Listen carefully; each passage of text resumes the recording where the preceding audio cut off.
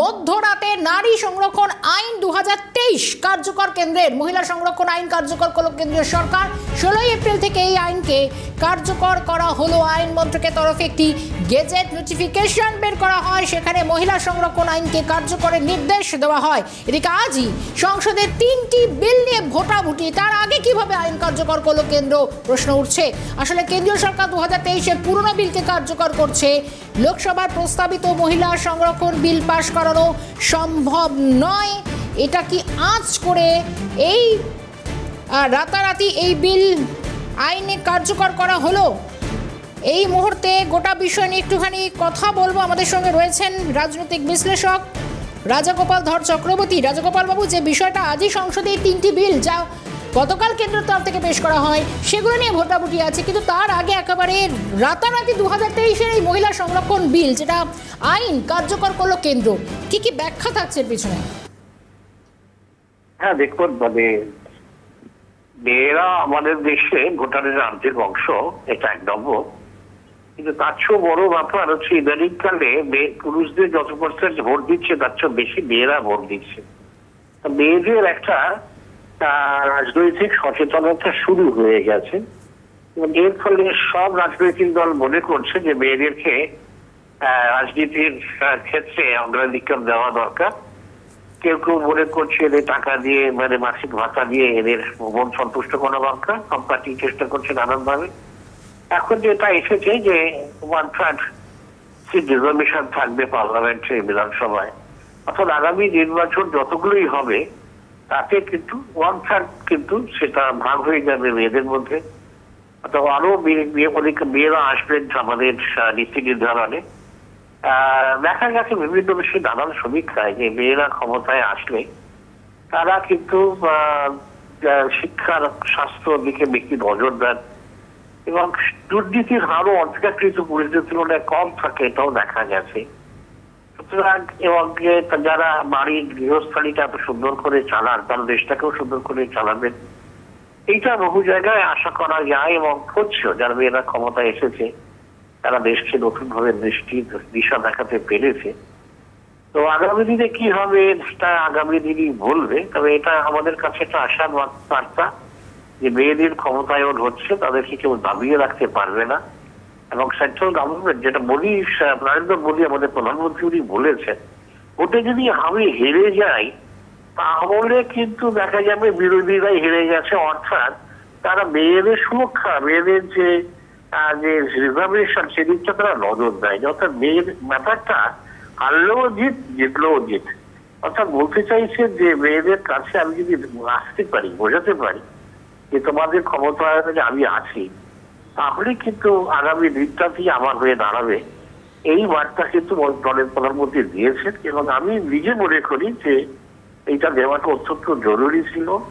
এবং দেখা যাবে আগামী দিনে কতটা স্বচ্ছতার সঙ্গে মেয়েরা দেশটাকে চালাতে পারছেন এবং তারা যদি ক্ষমতায় আসেন, নিঃসন্দেহে দুর্নীতির একটা জায়গা থেকে আমরা মুক্তি পাবো। মানবতার, মানবিক ভাবনা চিন্তা অনেক বেশি আসবে এবং মেয়েদের যে সমস্ত জায়গায় বাধা থাকতো, কেউ তাদের কথা ভাবতো না, আগামী দিনে হয়তো অনেক বেশি সেই সব জিনিসগুলোকে নিয়ে ভাবা হবে। দেখা যাক, এটা সবকিছুই আমাদের দেখতে হবে কতটা সচেতন মহিলারা আসেন এবং তারা কিভাবে দেশটাকে চালাতে চান, সেটাই আগামী দিনেই আমরা বলতে পারবো। হ্যাঁ, ধন্যবাদ জানাই রাজাগোপাল বাবু সময় দেওয়ার জন্য। মাঝরাতে নারী সংরক্ষণ আইন 2023 কার্যকর। 2023 সালে মহিলা সংরক্ষণ আইন কার্যকর করলো কেন্দ্র সরকার। 16 এপ্রিল থেকে এই আইন কার্যকর করা হলো।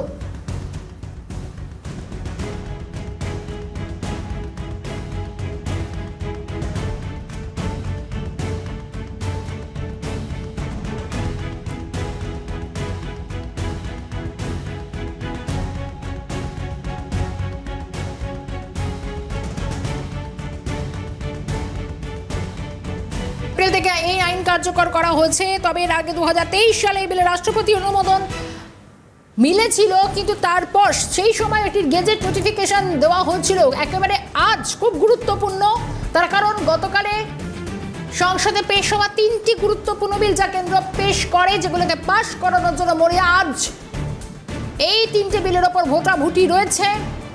কিন্তু তার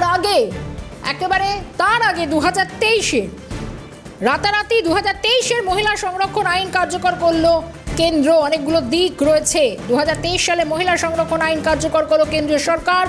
16ই এপ্রিল থেকে এই আইন কার্যকর করা হয়েছে। আইন মন্ত্রকের তরফে একটি গেজেট নোটিফিকেশন বের করা হয়েছে। সেখানেই মহিলা সংরক্ষণ আইনকে কার্যকর করার নির্দেশ দেওয়া হয়েছে। এখন আজ ভোটাভুটিতে কি হয় সেটাও নজর থাকবে, তার কারণ অনেকটা বেশি সংখ্যাগরিষ্ঠতা প্রয়োজন, সেটা মিলবে কিনা, সরকার পারবে কিনা, এটার যেরকম বিভিন্ন কয়েকটা দিক রয়েছে। আইন মন্ত্রকের তরফে একটি গেজেট নোটিফিকেশন বের করা হয়েছে। সেখানেই মহিলা সংরক্ষণ আইনকে কার্যকরের নির্দেশ দেওয়া হয়েছে। আইনজীবী এবং সিপিএম প্রার্থী বিকাশ রঞ্জন ভট্টাচার্য রয়েছেন আমার সঙ্গে। বিকাশ রঞ্জন বাবু, আজই তো সংসদে 3টি বিল নিয়ে ভোটাভুটি রয়েছে, কিন্তু তার আগে এই যে রাতারাতি এই মহিলা সংরক্ষণ বিল, যেটা 2023-এর আগেও একটা গেজেট নোটিফিকেশন হয়েছিল, রাষ্ট্রপতির অনুমোদনও মিলেছিল, রাতারাতি এই বিলকে আইনে পরিণত করা, চালু করা, কিভাবে দেখছেন? দেখুন, মোদী পরিচালিত সরকার, তারা গণতান্ত্রিক মূল্যবোধ, গণতান্ত্রিক নৈতিকতা, সাংবিধানিক মূল্যবোধ এসবকে তারা মেনে চলে না। তারা সবসময় তাদের ক্ষুদ্র গোষ্ঠী স্বার্থ চিন্তা করেন এবং বিভাজনের তত্ত্বকে কাজে লাগাবার চেষ্টা করেন। সেই জন্যই যখন প্রথম মহিলা বিল আসে সংসদে, তখন সঙ্গে সঙ্গে লাগু করার কথা বলা হয়েছিল বিরোধীদের পক্ষ থেকে। আমরা সকলেই বলেছিলাম লাগু করে দিচ্ছি সঙ্গে সঙ্গে। তখন তারা বলেছিলেন না, পরবর্তী নির্বাচন হবে, সেন্সাস হবে তারপর। আর এখন তাড়াহুড়ো করে করছেন, তার কারণ তারা চাইছেন যে একটা বিভাজন তৈরি করতে। এরকম একটা বিভাজন দৃষ্টিভঙ্গির সরকার ভারতবর্ষের পক্ষে অমঙ্গলের সরকার, এটা প্রত্যেকের বোঝা উচিত। ধন্যবাদ জানাই সময় দেওয়ার জন্য। আইনজীবী সিপিএম প্রার্থী বিকাশ রঞ্জন ভট্টাচার্য ছিলেন আমাদের সঙ্গে। অনেকগুলো দিক এর অবশ্যই রয়েছে, কারণ 2023-এর মহিলা সংরক্ষণ আইন একেবারে রাতারাতি কার্যকর করলো কেন্দ্র। খুব গুরুত্বপূর্ণ, গতকালে যেভাবে অন্তত এই 3টি বিল যেখানে পেশ করা হয়, যেগুলো কেন্দ্র সেগুলোকে পাশ করাতে মরিয়া, আজ ভোটাভুটি রয়েছে 3টি গুরুত্বপূর্ণ বিলের ওপর। তাহলে কি এমন প্রয়োজনীয়তা রইল এই জায়গাটা এখনো যে রাতারাতি 2023-এর মহিলা সংরক্ষণ আইনকে কার্যকর করতে হলো?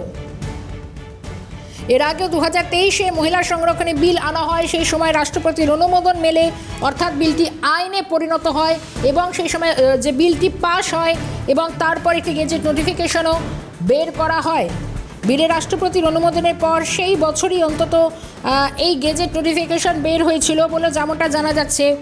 কিন্তু তারও একটা দিক ছিল এবং এটাও বলা হয়েছিল, ভবিষ্যতে কেন্দ্রীয় সরকার যখন মনে করবে গেজেট নোটিফিকেশন জারি করে এই বিলকে আইন হিসেবে লাগু করবে, এবং সেটাই করলো কেন্দ্র।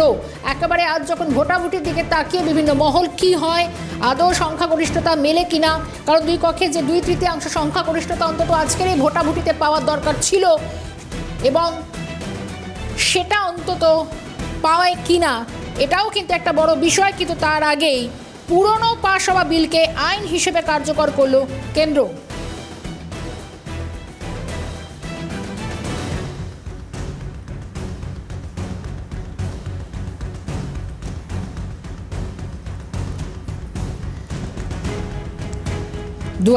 সালে এর আগে মহিলা সংরক্ষণের বিল আনা হয়েছিল, সেই সময় বিল পাস হয়। এবার রাতারাতি একেবারে মধ্যরাতে, মাঝরাতে 2023-এর নারী মহিলা সংরক্ষণ এই আইন কার্যকর করলো কেন্দ্রীয় সরকার।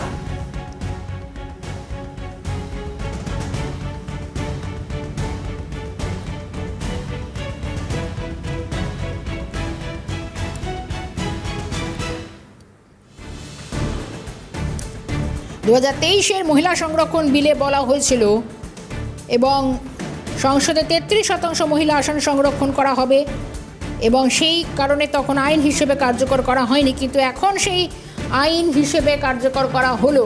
এর আগে 2023-এ একটি গেজেট নোটিফিকেশন বের হয়, তারপর অন্তত আরও কয়েকটা বছর পর অর্থাৎ 2026-এ এসে এই আইনকে কার্যকর করলো রাতারাতি। গতকালই 3টি গুরুত্বপূর্ণ বিল পেশ করা হয়, সংসদে উত্তাল হয়, বিরোধীরা একাট্টা হয়ে পক্ষে ও বিপক্ষে ভোটও দেন, ভোটও পড়ে। আজ আরও এক দফার ভোটাভুটি পর্ব ছিল এবং অনেকগুলো জায়গাও থাকছে যে প্রশ্ন উঠছে এই তিনটি বিল পাশ করাতে পারে কিনা কেন্দ্র। সেদিকে যখন চর্চা চলছিল রাজনীতির অন্দরমহলে, তখন এটাও একটা দিক যে আদৌ সংখ্যাগরিষ্ঠতা কেন্দ্র পায় কি না, অর্থাৎ এই বিলগুলো পাশ করাতে পারে কিনা। তার মধ্যে মাঝরাতে নারী সংরক্ষণ আইন 2023 কার্যকর।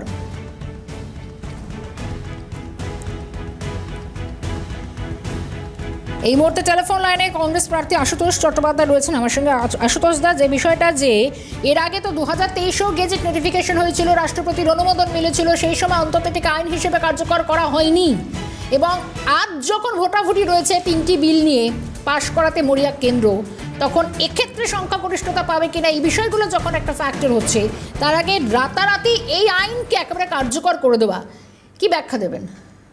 দেখুন, বিজেপি সরকার রাজনীতি ছাড়া আর কিছু বোঝেন না। সেই কারণে আলোচনায় তারা বিশ্বাসী নন, ভোটাভুটিতে তারা বিশ্বাসী নন, তারা সংবিধানে বিশ্বাসী নন, এবং এ হেন চিত্র আমরা রোজই দেখতে পাচ্ছি।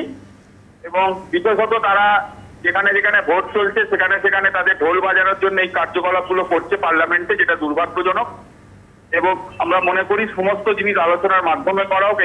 এই দল জেনে রাখবেন, এনাদের ইতিহাস মনে রাখবে, মাঝরাতের দল বলে, তার কারণ মাঝরাতে মধ্যরাতে সব জিনিস তারা করেন, পাস করানো থেকে শুরু করে সবকিছু তাদের কার্যপ্রণালীটাই মধ্যরাতে হয়। কেন? মানুষ প্রশ্ন করছে। এবং সব থেকে বড় কথা, এই উমেন্স রিজার্ভেশন বিলে কি আছে না আছে আপনারা খুব ভালো করে জানেন। এবং সোনিয়া গান্ধীর যে লড়াই, সেই লড়াই পার্লামেন্ট দেখেছে, দেশ দেখেছে, যেটা মানুষ সম্মান জানাচ্ছে। তাই বুঝে নিতে হবে যে এই বিজেপির সরকার মানুষই বলছে আর নেই দরকার, তার কারণ তারা গায়ের জোরে বিশ্বাস করে, যে গায়ের জোর দেশের গণতন্ত্রের পক্ষে ক্ষতিকারক। ধন্যবাদ জানাই আশুতোষ দা সময় দেওয়ার জন্য। কংগ্রেস প্রার্থী আশুতোষ চট্টোপাধ্যায় ছিলেন আমাদের সঙ্গে। একের পর এক প্রতিক্রিয়া পাচ্ছি। তৃণমূল নেতা আইনজীবী বৈশ্বনাথ চট্টোপাধ্যায় রয়েছেন আমার সঙ্গে। বৈশ্বনাথ দা, একেবারে 2023 পুরনো পাশ হওয়া বিল সেটাকে আইন হিসেবে কার্যকর করলে এখন কেন্দ্র, তাও মাঝরাতে, কি বলবেন? প্রথমত নারী সংরক্ষণ বিলের পক্ষে মমতা বন্দ্যোপাধ্যায় গার্ডওয়েল হিসাবে কাজ করেছেন। এটা মমতা বন্দ্যোপাধ্যায় নারী সংরক্ষণের পক্ষে, কিন্তু ওরা সংসদীয় রীতিনীতি মানবে। সরকারের তো সমস্ত কিছু তো একটা প্রসেস, একটা নিয়ম নীতি আছে। বিজেপি কোনোটাই কিছু মানতে চাইছে না। সঙ্গে ডিলিমিটেশনের বিলটাও পেশ করছে। ডিলিমিটেশন করে ওরা উত্তর ভারতের সিট বাড়িয়ে নেবে, এটা অভিযোগ। দক্ষিণ ভারতের সিট কমে যাবে, পূর্ব ভারতের সিট কমে যাবে, সবকিছু তো একটা সামঞ্জস্য নেই। হঠাৎ এখন পশ্চিমবাংলার নির্বাচন এসে গেছে, সেই সময় এই ধরনের করে ওরা কি করতে চাইছে, ডেমোক্রেসিকে ওরা তো যা করছে, এভাবে ব্যবহার করছে ইলেকশন কমিশনকে বিভিন্ন সময় নানান কাজে ওরা যেটা করছে, দেশের যে রীতিনীতি আছে, সংসদীয় রীতিনীতি, কোনোটাই কিন্তু ওরা ধার যাচ্ছে না। খুবই যেটা করছে সেটা ভবিষ্যতে মানুষ তার বিচার।